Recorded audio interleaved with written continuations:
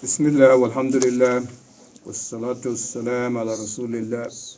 Continuing volume 2 of Riyadhus Saliheen, book number 17, the book of the prohibited actions. Chapter 346, prohibition of extending fast beyond one day. Narrated Abu Hurairah radiyallahu an and Aisha radiyallahu anha that Allah's Messenger sallallahu alaihi wasallam prohibited observing continuous voluntary fast beyond one day, as Bukhari and Muslim. Narrated Ibn Umar radiyallahu anhuma that Allah's Messenger sallallahu alaihi wasallam prohibited observing continuous fast beyond one day.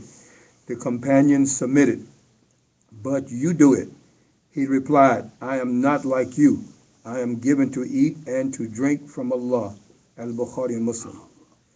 Through this hadith we learn that in certain matters the Prophet ﷺ had some specific injunctions which were obligatory for him but not for his ummah.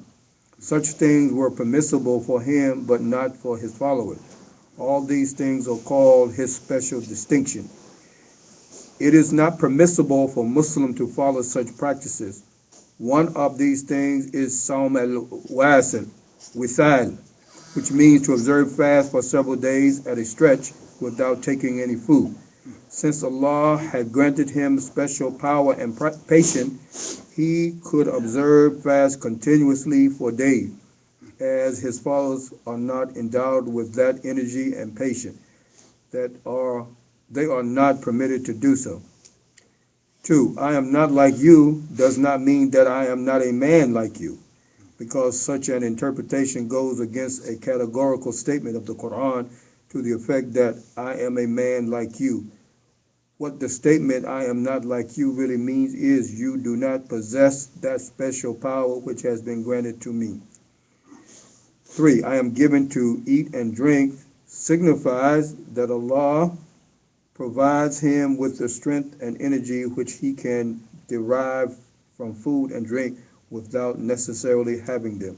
Walhamdulillahi Rabbil Alameen.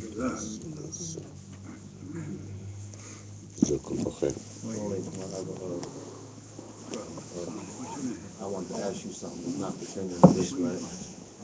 Correct me if I'm wrong. He said the Prophet, sallallahu alaihi wasallam, if something was done in his presence and he didn't say anything, I mean he approved of it, right?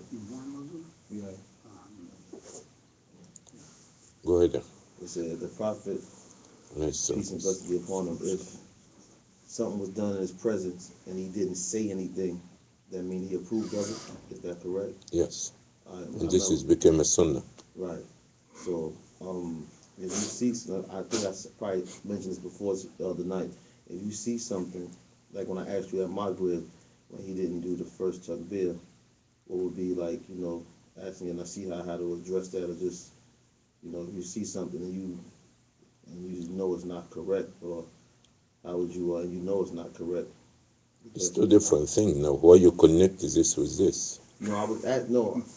I was just saying it because I. We're talking about the Prophet and legislation. With the Prophet sallallahu alaihi wasallam, his silence. Right. Okay, that means approval. So this is a form of legislation. Now you're talking about me and you. Now I don't know what is the connection between both. I'm just saying. So I was saying, if you see something and it's not correct, you know what I'm saying, and you know it's not correct. Okay. How you should, asking you how would you address it? You know what I'm saying, the best way to address it. Okay. That the Prophet ﷺ told us that whosoever sees something objectionable to Islam, let him change it with his hand. If he could not, let him talk against it. If he could not, let him hate it in his heart. So you got three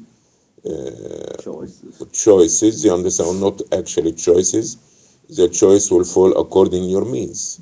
So as example, if you're a child, you have authority over your child, but you don't have authority over your neighbor or somebody walking in the street. So now with your child, you're supposed to, you understand, stop him from the wrong that he's doing. But somebody who's your neighbor, you got to talk to him. somebody who may be under some authority, okay, like a ruler, and even if you talk, you get yourself in more troubles than what you can bear. So now you hate it in your heart. And Allah knows best. Like a brother yesterday, he found $5 in the ground. He come and telling me the story of Yusuf. And Yusuf, you understand, he said, if the shirt been ripped from the back, that you understand, and if, okay, he asked the brother, how did you come from your car? You came from the front door or the back door? So the brother say he come from the front. He say, okay, yeah. I say, brother, what is the relationship between this and that? Okay. So he maybe even came from the front door, but the wind blew to the back door. So what you gonna? So let's leave this analysis here.